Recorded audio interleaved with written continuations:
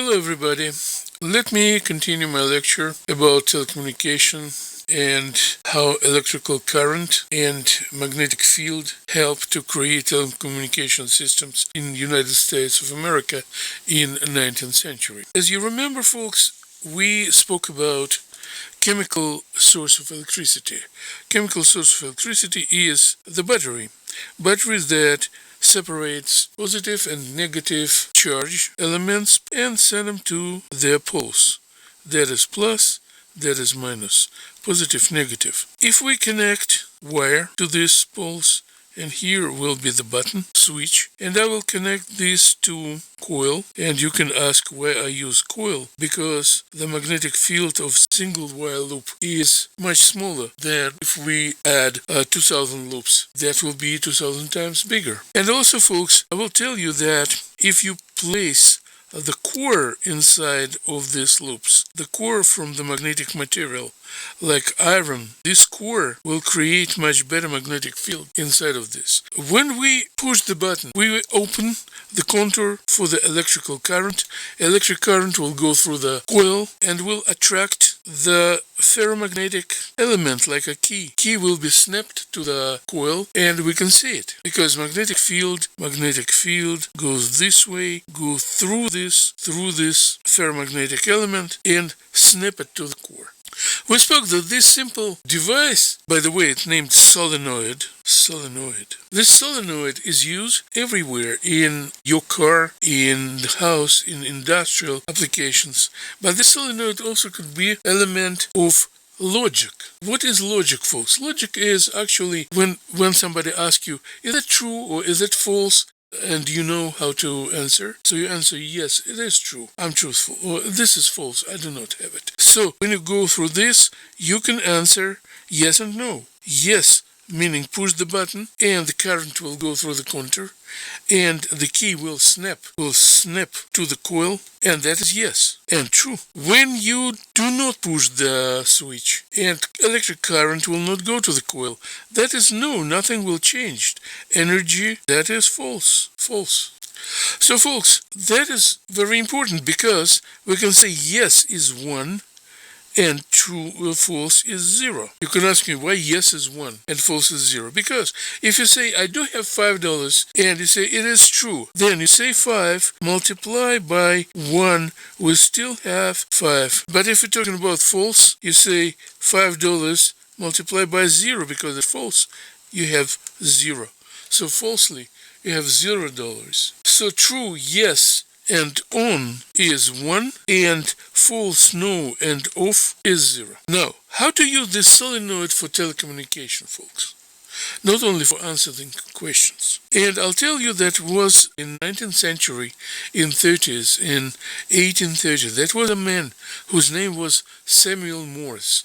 Samuel Morse was very excited about the idea to create telecommunication system. And he was looking like with a man with a big beard and big nose, mustache, and long hair, something like this. So that is Samuel Morse. Samuel Morse. I'll make him a little bit more attractive. And he considered that this device could have long wires, not just a short contour like we have, but he can make a wires, let's say in Bronx, and put here in Bronx, he can put here the big battery, let's say that will be D battery, and he will make the push button, which is connector. But then wires will go through the long way and go to Brooklyn. And in this case, they can excite the solenoid. The core will be here. I'll put the core inside, and then you will see the coil, and that is Morse solenoid. And that will be, at the bottom of it, will be something like key. So, when in Bronx we push the button, then in Brooklyn you can see like this snapping to the coil. So, the Morse named this sounder. Why sounder? Because the snapping key created a sound, like knock. And then Samuel Morse started thinking how to make alphabetical transmission, how to create alphabetical transmission. And he said we can distinguish between short and long push of the switch. So it looks like this. For example, this looks like tita, And that could be T-ta-ta, and that is A, and that is B. Folks, so Morse created his alphabet. And that became so-called Morse code. What's code? We're talking, folks, about coding. And coding is to make substitution between the real alphabet and something technically available. Some kind of events that technically have ability to be sent through the wires. So code, folks, again, this is substitution of real words and symbols and letters of human alphabet to the electrical pulses or magnetic pulses, or maybe light pulses. Let's review the Morse code. I will say, folks, that three interesting things about this. 3 dots is letter S, and 3 dashes, it's letter O. And that is very, very famous transmission. Sounds like this. T-T-T, ta-ta-ta, T-T-T. And that is SOS. SOS. Save our souls. So when people are dying in the sea, on the mountain, and somewhere they send the signal of Mayday. Mayday, Mayday, SOS, meaning save our souls. So that is 3 dots, 3 dashes, 3 dots. And if you have flashlight and you're somewhere in a mountain, you can actually, if you're in trouble, you can send 3 short lights, 3 long lights, and 3 short lights. Then if somebody like a police or a rescue team see that, they could save you. Now, folks, why we are limited between Bronx and Brooklyn? Can we make a longer wires? Yes. And we can put here another man, a telegraphist, who can receive their message here in Brooklyn and send it further. I don't know where, on Long Island or Washington or whatever. So, in a very short time, the entire United States map became crossed by the wires of the telegraph. I forgot to tell you, folks, that this is a telegraph. Telegraph, like people name it that time. Telegraph. So all the wires, every city with other city, they had telecommunication lines with the telegraph. So telegraph was invented much earlier than telephone. Telegraph allowed people to send and receive messages to each other. And Morse became a very wealthy man because his telegraph was in use with banks and the stock market. So, telegraph, folks. But let me analyze the Morse code. By the way, you can see Morse code in the topics where telegraph is reviewed. It's topic 2 in content 1. How many code elements in Morse code? And I will say 3.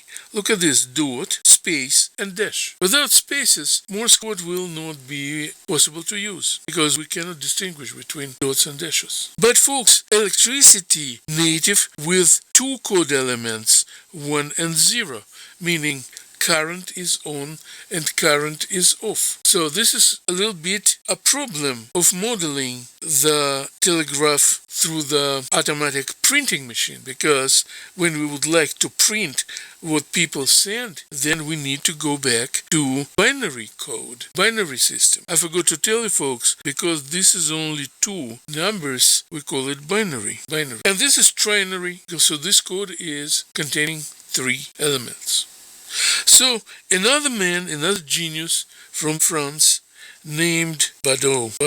No, not like this. Baudot. I'm not sure. But anyway, it's pronounced like Baudot. So Baudot says we can use just binary code for telegraphy. How can we do this? He said we need to put few binary symbols together. And that is very interesting, folks, because if I take just one binary symbol and I will get the opening where I put this binary symbol, let's say this is a table cell, I can put either 1 or 0. So for one opening for one symbol in a binary code, I can have 2 options, either 1 or 0. Let's go further. If I have 2 table cells like this, how many different filling of these 2 cells I can suggest? Let's go from 0, 0, 0, 0, because this is 2 cells, so I have options to put 0 and 0 in each of them. Then I can make 0 and 1. Then I can make 1 and 0, and eventually 1, 1. So for 2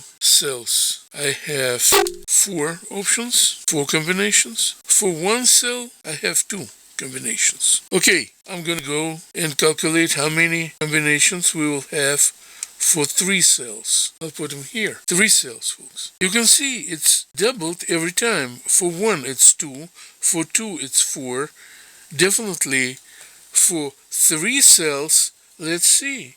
0, 0, 0, 0, 0, 1, 0, 1, 0, 0, 1, 1, 1, 0, 0, 1, 0, 1, 1, 1, 0, and eventually 1, 1, 1.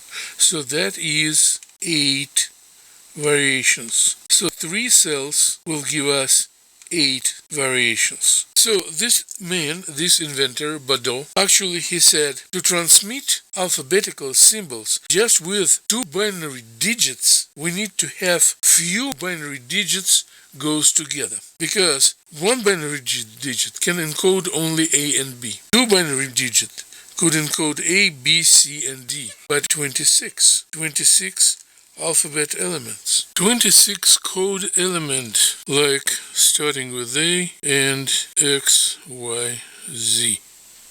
But folks, this is only 26 of small letters. Small letters. But what about capital letters like this? A and X, Y, and Z. Capital letters. What about punctuation? Dot, comma, semicolon, colon, dash, underscore, slash, slash, apostrophe, and so on. So many of them. What about 1, 2, 3, 4, 5, 6, 7, 8, 9, 0? That is digits. What about symbols greater and equal, less than equal, and many, many others? So folks, the keyboard actually suggested to use 255 different symbols. 255. And we're talking about to encode, to substitute every symbol with a number of bits. Oh, I said the word bits. B-I-T. Bits. Let me explain. If you open one little cell and you can put in this cell either yes or no, or true and false, on and off, and eventually 1 or 0, information that will received by this little cell named 1 bit. What's 1 bit, folks? Because binary digit. So either 1 or 0. So if you come home, for example, you go home and then you find a switch on the wall, switch which actually control the light, and then you switch it up, meaning to go and make it on. So you will transmit to this switch informational unit which will be equal 1 bit. So 1 bit, what is this physically? 1 bit is elementary information unit connected to one simple decision. This is yes, no, or 1, 0, or true, false. Folks, this is a lot of items that we can describe as binary, and they actually could be measured as bit, 1 bit of information. When you come home, you switch electricity. That is 1 bit. When you press the brake pedal in your car, that will be 1 bit, because when you press the pedal, the brake light, the red light on the bottom of your car, will be on. When you start engine on your car, then you will transmit information which is 1 bit. When you turn engine off, that will be another bit, but in different time. So we know that 1 bit of information will provide 2 options, 1 and 0. In this case, if you have this only option, you can encode only 2 letters, A and B. But number of combinations for two placeholders, two binary placeholders, is already bigger. So we can say 0, 0, 0, 1, 1, 0, and 1, 1. That is 4. So that could be A, B, C, D. But it's not enough. Let's go for 3 placeholders. And that will be 8. 0, 0, 0, 0, 0, 1, 0, 1, 0, 0, 1, 1, 1, 0, 0, 1, 0, 1, 1, 1, 0, and 1, 1, 1. Folks, this is 8, beginning from 0, 0, 0, and finishing with 1, 1, 1, 1. That will be good for 8 symbols. A, B, C, D, E, F, G, H. But no more symbols for, no more expressions to encode more symbols that we need. But we need to encode 255 symbols.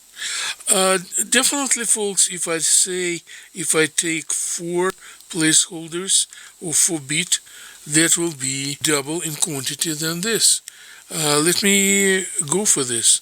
0, 0, 0, 0, 0, 0, 0, 1, 0, 0, 1, 0, 0, 0, 1, 1, 0, 1, 0, 0, 0, 1, 0, 1, 0, 1, 1, 0, 0, 1, 1, 1, 1, 0, 0, 0, 1, 0, 0, 1, 1, 0, 1, 0, 1, 0, 1, 1, 1, 1, 0, 0, 1, 1, 0, 1, 1, 1, 1, 0, and eventually 1, 1, 1, 1.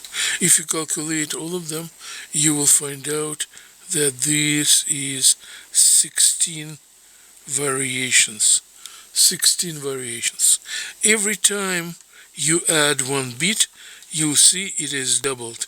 2, 4, 8, 16. So definitely, guys, if we say 5 bit, 1, 2, 3, 4, 5, 3, 4, 5, that will be 32 variations. I will not go to put them all. For 6 bit, that will be 64 variations. For 7 bit, that will be 128 variations. And for 8 bit, that will be 256 variations. Folks, I'll put exclamation mark because this number of variations is good enough for encoding the entire alphabetical system of English language, including the punctuations, special mathematical symbols, numbers, capital and small letters. So we need to use 8-bit per symbol. Folks, to use 8-bit per symbol, we need to have the same code table, because we substitute the real letters with their code 8-bit per character, 8-bit per symbol. But I would like to tell you folks, when we encode, the word encode meaning to convert from real to code, then to decode, that meaning to take code and get a real words. Real. That is encode, that is decode. But for these two operations, the code table that we use to substitute each symbol must be the same. Let me explain this, guys. That is because when you think about things which you would like to pronounce, for example, my table is 90-inch width. It's wider than 60-inch. I actually imagine inches, width, table, everything is just like a symbols in my brain. When I pronounce it, I substitute it with my acoustic, with pronunciation sound. I substitute my thoughts. So when you hear me, you actually get my acoustic code, the sound, and then you convert the symbols that you hear to the symbols that you think and remember. But folks, what happened if you have one code table which actually allows you to convert only English language words that you hear to images in your brain? But some people have a different code table. Let's say I will switch code table of Russian language.